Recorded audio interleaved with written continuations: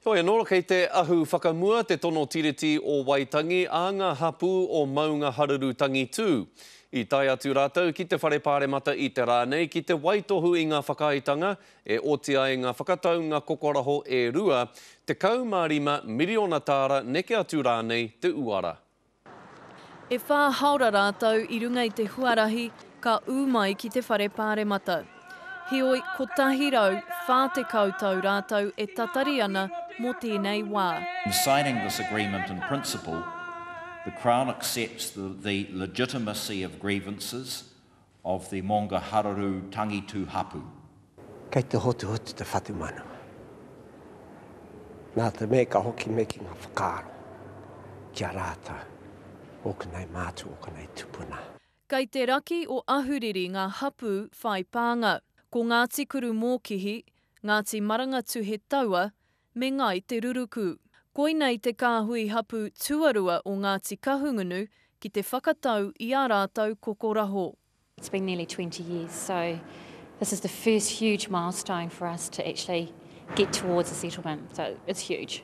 E rua te kaumārima miriona tāra te uara o te pūtea. E rua miriona o tērā hei kawe i tō rātou marae ki wāhi kē. E rua rau e rima te kau heketea o te teihana o o Pauahi. Toko toru ngā wāhi whenua kai tiaki ka whakahokia. I mua i te raupatu, ko tahi rau te kaumano heketea te nui o ō rātou whenua. Kua riro atu te nuinga i nāia nei ki te rāwaho. He rawa anō ka tukuna e te krauna. Pēnei ngā tika takuta i runga i ngā roto o o Pauahi me tūtira. Heoi ahakoa hea te rongo wā, ka rongo tonu rātou i ngā pānga kawa o te raupatu. Paku no ngā whenua a te krauna. Paku no. E kore hoki mai kia mātai. We know that as tangata whenua, we want whenua. It's really important. However, there's only so much a settlement can deliver. Heoi kei te ahu whakamua, ngauri whakaheke. Ko te tameme, hei te mutunga iho, he anga whakamua. Kia kore ai mātou e noho ki te ao pauri tonu, mea ngātu ki te ao mārama, hei painga mo te pununga o tāngua.